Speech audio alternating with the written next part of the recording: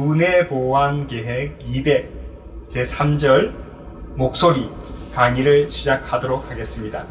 이 강의는 국민대학교 과학기술과 인간사고의 변화 강의 영상입니다. 자, 지난 시간에 배운 게 마음 그리고 사람입니다.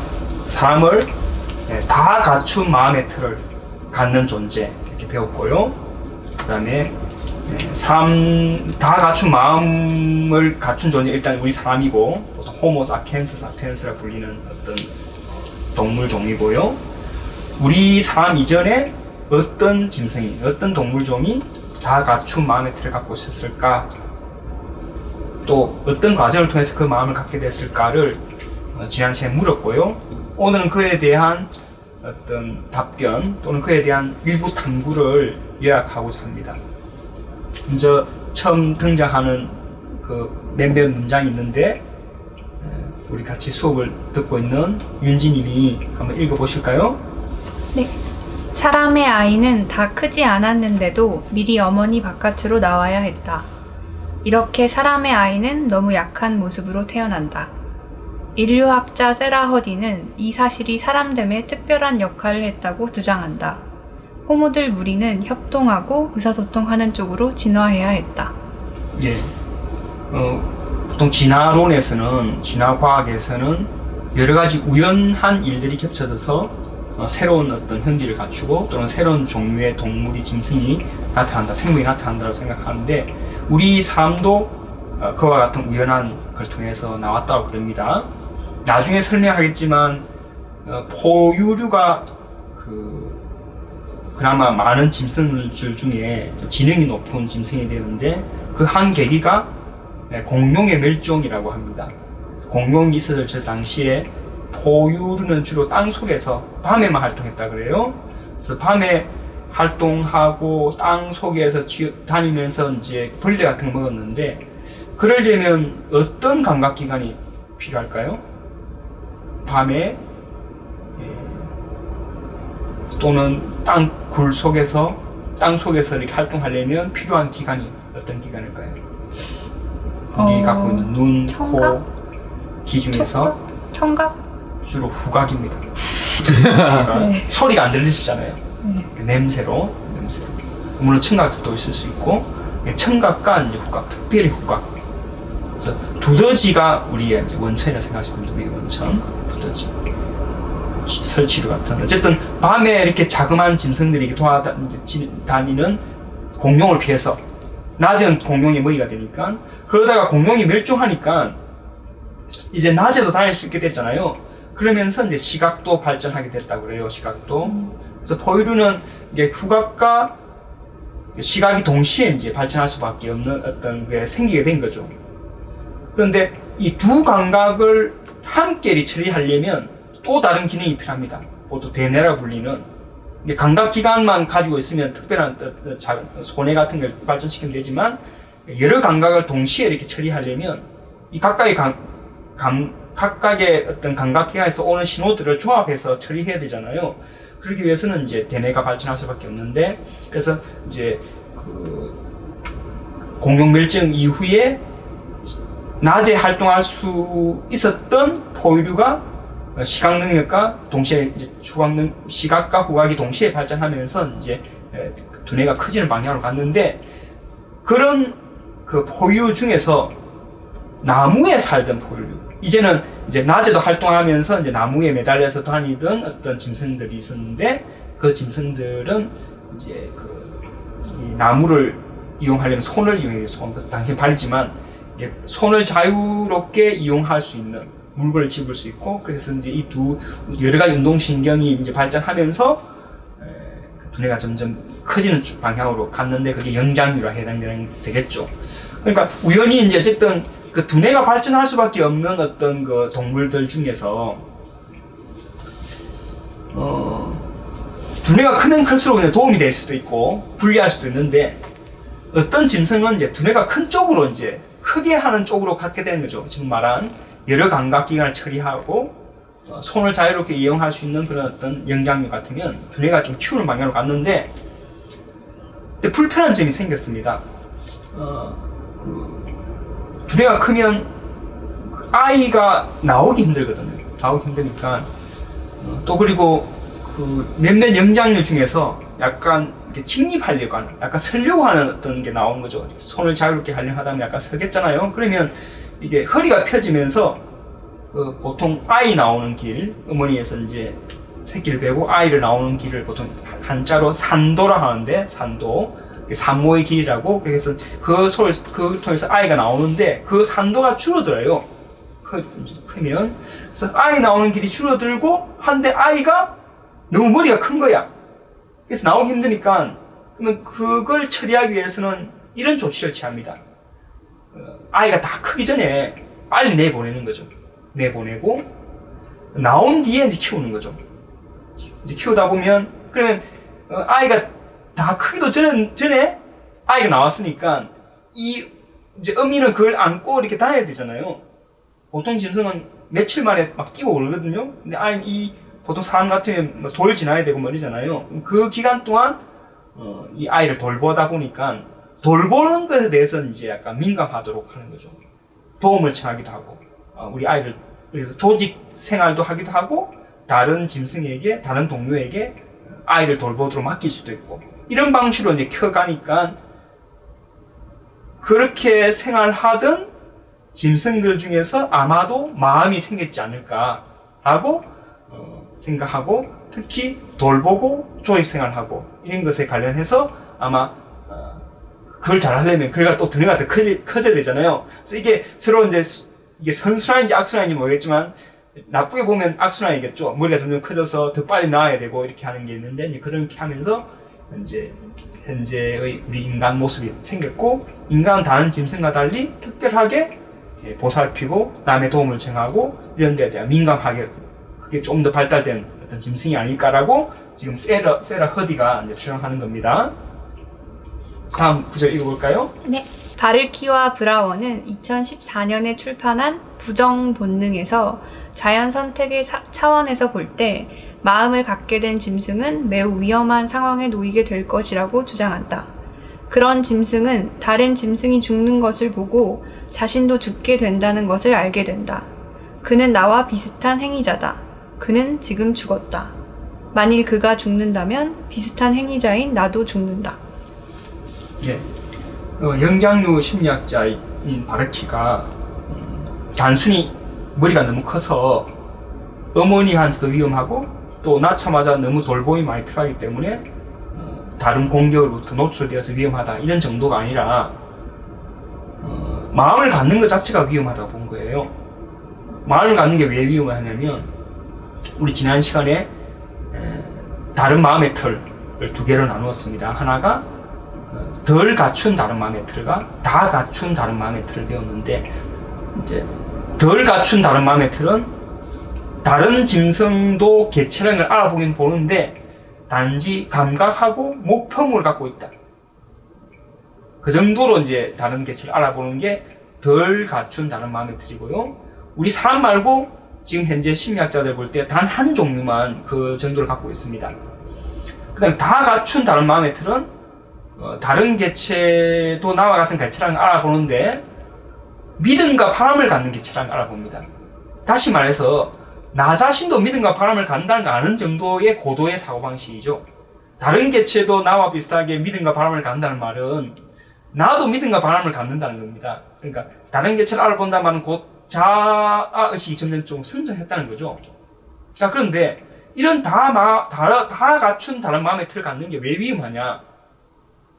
이렇게 먹이 활동을 하거나 아니면 짝짓기 활동을 하거나 하면 막 치열하게 다투잖아요. 어떤 짐승, 다른 먹거리를 찾기 위해서 다른 짐승을 추격하거나 위험을 무릅쓰고, 그 다음에 또 수컷과 경쟁하기 위해서 피 터지게 싸우다가 죽을 수도 있고 하는 걸 보거든요. 그래서 다른 짐승들이 잡혀먹는 것도 보기도 하고 또 싸우다 죽는 걸 보고 하면, 다 갖춘 다른 마음의 틀이라는 말은 뭐냐면 쟤도 나와 비슷한 개체야. 쟤도 믿음과 바람을 갖고 있어. 근데 걔가 죽는 걸 보는 겁니다. 죽는 걸 보고 나는 지금 안 죽었지만 나도 저러다가 죽을 수 있겠네라고 그런 믿음을 가질 수 있다는 거지.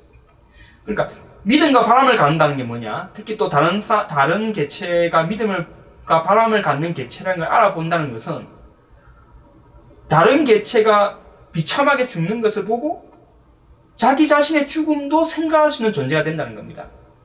근데 이런 그 생각하는 것은 진화 관점에서 매우 위험한 생각이라는 거죠. 진화론은 뭐냐면 리차드 도킨스가 쓴 이기적 유전자에 보면 우리 짐승들의 몸이 뭐냐, 생물들의 몸이 뭐냐, 유전자를 복제하기 위한 투구에 불과하다. 유전자는 끊임없이 복제하려고 하는 겁니다. 복제하기 위해서 우리의 몸을 설계합니다. 어떤 감정을 갖기도 하고 어떤 공포심을 갖기도 하고 어떤 욕정을 갖기도 하고 이렇게 만들어 놓았는데 갑자기 믿음과 바람을 가진 존재가 있어가지고 내가 저를 싸우다가 죽겠는데 라고 믿음을 가지면 나는 저 경쟁에 뛰어들지 않아야지. 나는 나 자신을 보호하기 위해서 함부로 뛰어들지 말아야 되지. 숫끝과 경쟁하지 말아야 되지. 또는 암끝까지 경쟁을 하지 말아야 되지. 라는 생각을 하게 된다는 겁니다. 이렇게 생각하면 번식을 하지 않으려는 경향이 있다는 거죠. 그래서 모든 그런 생각을 갖춘 짐승이 번식하지 않는 건 아니지만 번식할 가능성이 줄어드는 거죠. 실제로 좀 똑똑해지면 똑똑해질수록 아이를 덜 낳으려는 경향이 우리 사회도 분명히 있습니다. 마찬가지로 처음으로 믿음과 바람을 갖고 다른 개체가 죽는 것을 보고 나도 죽을 수 있으니까 조심해야지라고 생각하는 사람들은 함부로 싸우지 않으려고 그러고 도망가고 그러다 보면 번식에 이제 소홀히 하겠죠. 그러면 그럴수록 숫자가 점점 줄어들 거니까 오랜 세월이 지나면 그런 생각을 하는 유전자는 저는 사라지겠죠. 이게 자연 도태 또는 자연 선택의 원리인데, 그래서 진화 관점에서는 그런 생각이 적응하는데 종족을 번식하는 위험하다는 겁니다. 그건 윤지하고님 설득 있는 이야기 같습니까? 그렇습니다. 예. 저도 설득력이 약간 있다고 생각합니다. 자, 그러면 우리 자연 선택은 그렇게 하지 않도록 또 하지 않는 유전자 생각하겠죠. 그렇지 하지 않도록 그런 생각을 갖는 유전자 수는 줄어들고 그런 유전자를 가진 개체 수는 줄어들고 그렇게 생각하지 않도록 하는 유전자를 가진 개체는 증가하겠죠. 그러니까 당연히 아까 말한 다 갖춘 다른 마음의 틀을 가진 생물종은 직접 숫자가 줄어드는 겁니다. 어떤 영장류 중에서 자기 마음의 틀도 갖추고 또 2단계 덜 갖춘 마음의 틀을 갖추었다 하더라도 다 갖춘 마음의 틀을 갖는 순간 번식하지 않으려는 성향이 있으니까 이 저절로 우리 많은 생물 개체한테는 덜 갖춘 다른 마음의 틀 또는 이까지도 안 가고 단순히 나는 하나의 개체라는 생각 정도를 갖는 정도에서 멈추게 된다는 거죠. 그래서 자연 선택에 의해서 저절로 다 갖춘 마음의 틀을 안 갖도록 하는 압력이 존재할 것이다. 근데 수수께끼는 바로 사람은 그걸 넘어섰다는 거죠. 그래서 아까 부정본능의 저자들은 이 적어도 생존의 관점에서는 다 갖춘 마음의 틀을 갖는 게 너무 힘들기 때문에 엄청난 벽이 있는데 이 벽을 돌파한 유일한 생명체가 바로 사람이고 바로 이 호모 사피엔스로부터 나왔다라고 이제 주장합니다. 자, 그러면 그 벽을 돌파하려면 무엇이 필요하겠습니까?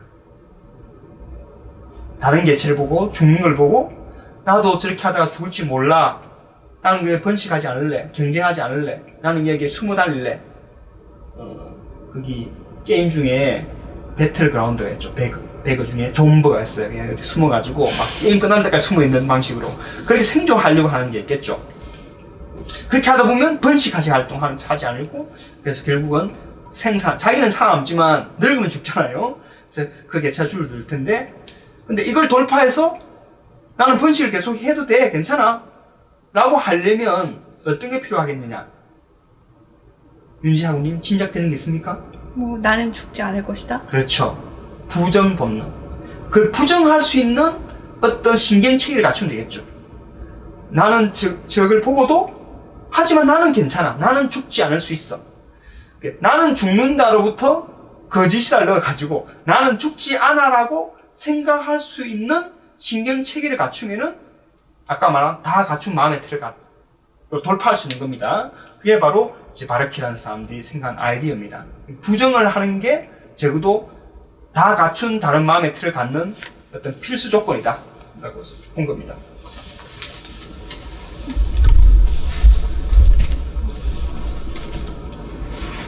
자, 그러면 지금 호모 사피엔스 사피엔스가 처음으로 지금 부정을 할 수 있는 그 능력을 갖추었다. 다시 말해 나는 죽지 않는다 라고 볼 수 있는 능력을 갖추었다 라고 이제 추론하는 거죠. 그럼 그것을 알아볼 수 있는 실제 증거가 뭘까요? 아주 처음에 호모 사피엔스는 대충 35만 년 전에 나왔고요. 호모 사피엔스 사피엔스는 사피엔스의 아종입니다. 아종에는 데니소바, 그 다음에 이달투, 그 다음에 사피엔스, 세 개의 아종이 있습니다. 호모 사피엔스, 이달투, 호모 사피엔스, 데니소바, 호모 사피엔스, 사피엔스인데 다른 아종들은 모르겠고 지금 우리가 호모 사피엔스, 사피엔스인데 호모 사피엔스, 사피엔스는 한 10만 년 전에 나왔다고 그럽니다. 그러면 어떤 지금 증거에 의해서 호모 사피엔스, 사피엔스는 호모 사피엔스들 중에 부정을 할 수 있는 어떤 신경체계를 갖추었다라고 이렇게 바르키 같은 사람이 주장할 수 있을까요? 혹시 증거가 있다면 어떤 걸까요? 뭔가 신체가 죽더라도 매장을 한다거나 그렇죠. 뭐 벽화에 신격화를 한다거나 하는 증빙 같은 것들이 있잖아요. 그렇죠. 훌륭합니다. 장례 문화를 남깁니다. 장례 문화는 그냥 죽음을 묻는 정도가 아니라 그게 뭔가를 같이 묻어주는 거죠. 얘가 딴 데 여행을 갈 거야. 얘가 어떤 앞으로 칼 같은 걸 넣어주는 거죠. 너의 칼을 가지고 계속 생존해 살아. 그리고 양식도 넣어주는 거죠. 친구도 넣어줍니다. 심지어 이런 식으로 장례 문화를 갖는 것. 다른 곳에서도 계속 살 수 있다고 생각하는 것. 이 장례 문화를 남겼다면 최소한 이 사람들은 죽음을 이해했구나. 그리고 죽지 않는다는 생각, 또 다른 삶에 대해서 생각하고 있구나라고 이제 짐작할 수 있다는 겁니다. 그래서 최초의 장례 문화를 남긴 어떤 짐승을 찾아보니까 바로 그게 호모 사피엔스였고 그 시점이 지금부터 10만 년 전. 그래서 이 종족은 사피엔스들 중에 특별하다. 그래서 호모 사피엔스 사피엔스라고 부르게 된 계기가 됩니다. 그래서 지난 시간에 이야기했지만 지금부터 한 10만 년 전 레반트 지역에, 레반트는 시리아, 요르단, 팔레스타인 지역 이쪽입니다. 이스라엘 이쪽 지역에 최초의 장례 문화가 있었는데 이 장례 문화를 남긴 것이 바로 죽음을 최초로 이해하고 부정할 수 있는 능력을 갖추지 않을까라고 이제 지금 바르키는 추정합니다.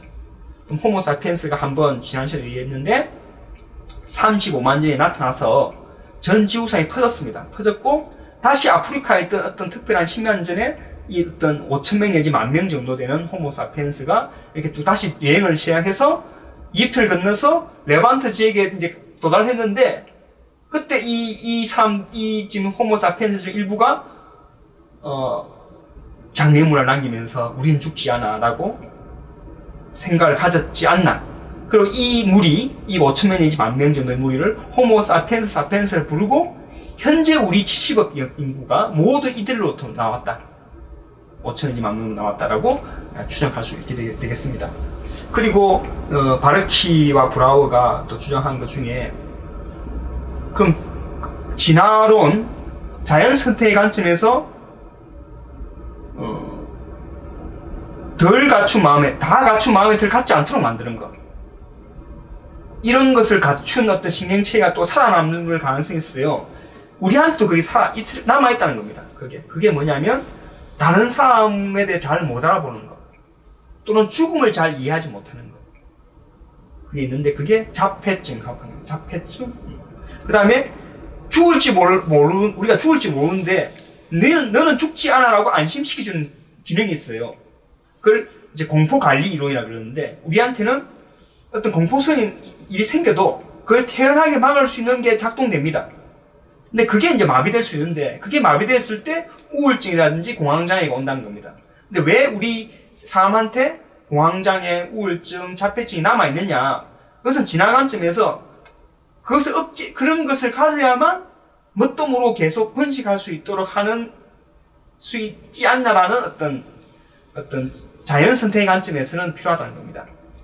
물론 우리 인간은 자연 선택에 의해서만 우리 삶을 결정하지 않기 때문에 그런 것에 불구하고 고황장 이겨내려고 약도 먹고 하는데 순전히 짐승의 차원에서 생명의 차원에서는 그런 프로세스 남아있기 때문에 그런 유전자, 고황장이 일으키는 유전자, 그다음 우울증을 일으키는 유전자가 계속 우리한테 남아있다라고 이제 이분들은 설명합니다. 자, 그다음 이 부분을 읽어보실까요?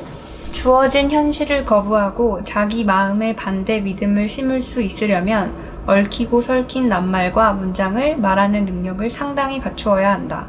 말하지 못하는 짐승은 나는 죽지 않는다를 믿을 수 없다. 호모 속에 들어가는 짐승이 무엇이든 그것이 사람이 되려면 그는 말할 수 있어야 한다. 네, 이 구절은 뭔가 부정하려면 는 것이다 하려면 언어를 갖고 있어야 된다는 겁니다. 그래서 우리 지난 시간에 했지만 다 갖춘 다른 마음의 털을 갖는 것, 그 다음에 말을 하는 것하고 왜 이렇게 관계되어 있는지가 이제 풀리죠. 말을 해야만, 말을 할 수 있어야만, 언어를 사용할 수 있어야만 는 참이다와 는 그것을 사용할 수 있어서 부정할 수 있다는 겁니다. 자, 그래서 이제 또 심리학자들, 인류학자들은 말을 할 수 있으려면 필요한 것들을 찾아냅니다. 말은 흔적이 남아있지 않잖아요. 10만 년 전, 20만 년 전에 말을 어떻게 흔적을 찾겠습니까? 다만 말을 하려면 목청을 흔들어야 되고 들숨과 날숨을 통제해야 됩니다. 제가 말할 때 제가 발성이 별로 안 좋지만 어쨌든 제가 말을 하잖아요. 말을 하려면 숨을 들어서서 들숨을 해서 조금씩 이렇게 조절해서 내뱉으면서 목청을 흔들거나 아니면 혀의 모양을 조절해서 혀와 이 사이로 바람을 내보내서 각 자음과 모음을 이렇게 소리를 내게 만드는 겁니다. 이걸 내려면 우리 전체 이 폐도 통제를 해야 되고 목청도 통제해야 되는데 엄청나게 많은 신경 조직이 결합되어서 그 각 근육 신경을 이렇게 조절해야만 말을 할 수 있는 겁니다. 이걸 말을 하려면 엄청나게 많은 신경 다발이 요 가슴에 이렇게 뻗쳐 있어야 돼요. 그러니까 척추로 지나가면서 많은 신경 다발이 있고 그 신경 다발이 다시 우리 가슴에 있는 뼈들의 어떤 뼈와 그 다음에 그 붙어 있는 힘살들을 통제해야 되니까 이게 쭉 이렇게 뻗쳐져야 되는데 그러려면 해부학적으로 유골 같은 거 조사해서 등에 나 있는 등에 우리 신경 다발이 지나가는데 그게 굵기가 어느 정도인지 그리고 그 굵기가 어느 정도로 몸에 뻗쳐 있는지를 측정해서 이게 너무 얇으면 이 정도를 가지고는 들숨과 날숨을 통제할 수 없으라고 생각해서 말을 할 수 없었을 것이라고 추정하는데 이 연구에 따르면 바로 네안데르탈렌시스, 호모 네안데르탈렌시스도 말을 할 수 없지 않았나라고 추정한다고 합니다. 이제 어쨌든 사람은 그 정도 말을 할 수 있도록 복잡한 신경 답을 갖고 있다. 그런 건 분명한 것 같습니다.